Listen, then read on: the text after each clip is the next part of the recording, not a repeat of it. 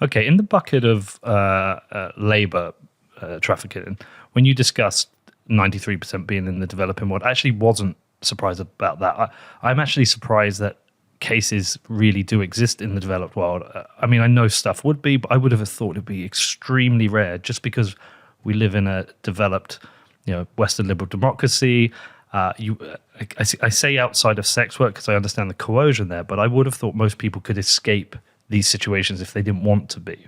What do I not understand about how this works and how people are coerced? Well, I think one challenge for us, especially in the West, is that this crime is by its very nature very hidden. So, unlike, say, a natural disaster where, the tsunami is not hiding itself, the tornado is not hiding itself, it's very visible for people to see. Often other humanitarian disasters are very visible. But in this particular case, you have a trafficker who is deliberately working to hide from view the crimes that are taking place.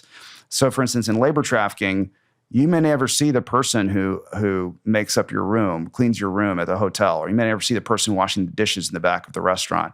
And even in the cases of commercial sex where there's force or violence coercing them, there's also a lot of pressure by traffickers for their victims to appear enthusiastic about the commercial sex interaction, and there's punishment and harm to them if they don't.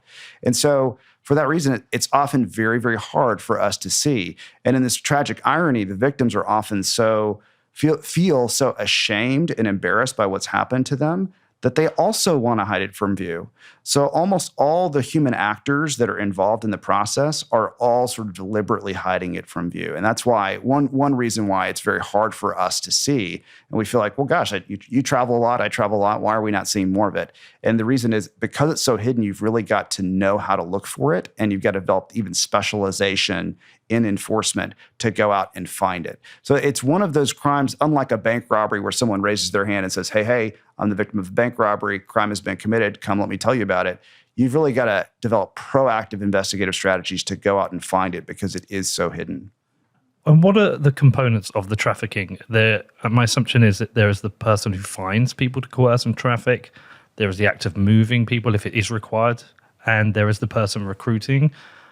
Can the person recruiting not realize they're recruiting people that have been trafficked? Or is it always like multiple parties complicit? No, it's not, so there's different roles, and sometimes all those roles are worn by, all those hats are worn by the same person. So you may have one person that's doing the recruiting. In the case that I mentioned to start our conversation together, the 12-year-old girl, you had the two older ladies who are drugging and abducting this girl and delivering her to the red light district. Now, they obviously know that she's underage and that she doesn't want to do this, but they also know there's a predictable buyer on the other end, and so they're willing to undertake all that effort and risk because they know there's a predictable buyer on the other end who will buy that victim. The trafficker himself also knows here's a 12-year-old. This is the brothel owner. He knows it's a 12-year-old. She's unconscious. She's underage. She doesn't want to be here. But from his perspective, he thinks I can command this kind of revenue, to put it in really crass economic terms, but that's how they think, from this person. And so I'm going to make back the money, my initial capital investment. I'm going to have a great ROI on this victim, return on investment on this victim. And so from their perspective, it's they all know that they're involved. Now, is it possible that you could have a recruiter who is hired by a trafficker and doesn't realize that they're recruiting for a trafficking operation? Yeah, it's possible that you have. So there are possible that you have people along the line who are unwittingly facilitating, which is not a crime if it's genuinely unwitting and unknowing. But you also have sort of knowing facilitators, and now that's in the U.S. That itself is a crime. Right. Okay. And with regards to, let's talk about, say, the U.S. Can you give me some examples of specific labor crimes that you've seen with regards to trafficking, so I understand the picture? Because I think sex trafficking will cover separately, and I think that's an easier area to try and come to some assumptions with. But labor trafficking, with regards to, you talked about agriculture or farming. Yeah. That's why I specifically asked, like, could a hotel owner not realize they're recruiting people that have been trafficked? Yeah, so we do see, and we put together actually a report called the Federal Human Trafficking Report, which has now mapped out 20 years of cases of, it's actually every single federal human trafficking case since the law was created in the year 2000. And we kind of map out the trends there. And that's available online for those who want to dig in more deeply to the data. I know this is a community that's very data-driven. Mm-hmm. And so traffickinginstitute.org is our website, and they can go check that out there. It's the Federal Human Trafficking Report. So you can see sort of the breakdown of what are the most common industries. But yeah, agricultural is a common industry. So you may have agricultural workers that are coerced into operating in a tobacco field or in some other agricultural enterprise. You've got domestic servants. These are folks who are cleaning or caring for children, who are doing kind of nanny and cleaning services and those sorts of things that are also, we see trafficking in those industries. I did a case early on in my career at the Justice Department involving a restaurant owner that was coercing laborers from overseas into to working at the restaurant for virtually no wages, and was preventing them from leaving. And so those are examples of kind of different industries that this takes place on the labor side here in the U.S. And that may look a little different as you move out into the rest of the world. But the business model is always the same, which is the traffickers thinking, I'm going to make more money by coercing the victim and saving labor costs than I would if I paid voluntary laborers to do this. So are there specific things that make it easy to identify if something is coercion? Does it come down to the rates of wage? Like, how do you actually, because I'm assuming, again, within that, there's some things that feel it's not easily identifiable. It's not simply a labor violation like, oh, I didn't, dot my I's and cross my T's on the laborer, or I underpaid them, or I didn't pay overtime like I'm supposed to. It's really, there's an objective component and a subjective component to it. Yeah. So the objective component is, would a reasonable person in those circumstances feel like they weren't really free to leave or to do something different? And so the types of coercion that traffickers use are actually quite ingenious. I remember there was a case where the defense attorney in his closing argument was trying to argue that his client had not committed trafficking, and he said it's not like he held a gun to her head 24 hours a day. And if you think about it, the cost of having someone who would hold a gun to someone's head 24 hours a day is actually quite incredibly expensive, right? That's very, very onerous.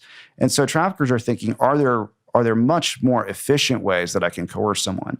So, can I say, hey, look, if you don't, sometimes you'll have like a smuggling operation where they say, okay, you mortgage your house or you mortgage your family's, mortgage some money for your family to pay to get to, say, the U.S.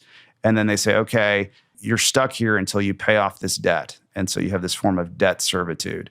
And often they'll charge, exorbitant interest, and then you have to stay where I tell you to stay, and that's going to cost you this. And then you got to take the food that I'm going to require you to eat, and that's going to cost this. And so you end up working for free for sometimes decades because you are never even making a dent in this debt. And sometimes you have victims who don't have the resources or background or experience or education to really say, well, I'd like to press into that more. And of course, there's sometimes threats of violence to you or to your family back home if you push back against those things. So those are some of the different elements that we see of ways that traffickers will use to coerce, and traffickers come up with increasingly ingenious ways to coerce their victims over time. Does that become difficult to prosecute? Is there a high success rate of prosecutions? Yeah, here in the U.S. there is. So Here in the U.S. the conviction rate is quite high, and that's because there's also quite a high standard for even bringing a case in the first place. And so these cases, what we found is that specialized units make a huge difference in the success of these cases, because the way that you build them from the very beginning of the investigation all the way through trial is actually quite specialized. And so when you have a specialized team of police and prosecutors and victim specialists that are all working together to bring the case forward, then that's where you sort of have your highest success rates. But the conviction rate is actually quite high here in the U.S. Yeah, and how do they even investigate and find? Is it people to reporting? It sounds like if you said, as you said before, it's hidden. Yes. Then how do you find it? Well, there's a variety of different ways. So we do sometimes get reports either from victims or from third parties who recognize something is off. They see like, well, how come this domestic servant at this person's house like never goes out? I never see them. I don't see them going for a walk. I don't see them, seeing any friends. I don't see them walking to church. I don't see them doing like, it's kind of weird. I want to go to their house. I don't see them. And so you'll have people who just notice something off and they'll report it. And that's kind of sparks an investigation. You'll have cases where the healthcare system notice something. You have someone who's now injured, or you have sometimes forced abortions or some other sort of medical procedure that's required for a victim. And the trafficker shows up, and you'll have a medical personnel who are like, that doesn't really make sense. Like she's saying it's her older brother, but it doesn't seem like an older brother relationship to me. And they'll separate them and then start to get information that leads to a trafficking investigation. And then you have now proactive undercover operations where you're going out and proactively looking for it, where you have law enforcement that are going in and attacking a specific business model and trying to find it. And that's where I think we see some great results as well. Okay. And if anyone was listening, or myself, anyone here, like, are there things you want the public to be more aware of? Do you think that this is something we have as a collective duty just to observe and report? Are there things you say it's hidden, but we may miss, but if we learn to recognize them, that we could perhaps help? Yeah. Honestly, I think people do talk about like specific things to look for, and I would encourage some of those things. So if you see it, but a lot of times it's a spidey sense. It's kind of this doesn't seem right. Like the nurse just kind of knew that this story didn't add up. And the thing that really made the difference is she did something about that spidey sense. So she said, "Gosh, this doesn't sound right. So I'm going to actually take the next step and make the call to the human trafficking hotline and try and figure out, here's what and just do my duty, and I'm going to put it in their hands, and the experts can take it from there." But often you sort of suppress that. You're like, well, I don't know. Maybe he is the brother. I don't know. I don't want to mess up something here. And so you sort of just stay passive. So I do think it's great for folks, if they do see something off, to just go ahead and report it and let the law enforcement professionals kind of jump in and take a look. And so I think that's a wise thing to do. But I think the other thing is just the more that we can actually concentrate resources in the specialized units that's all they do, is they go out and they know how to look for it. They know how to find it. They're crafting proactive investigative operations to go after it. I think that's where we'll see our biggest yield.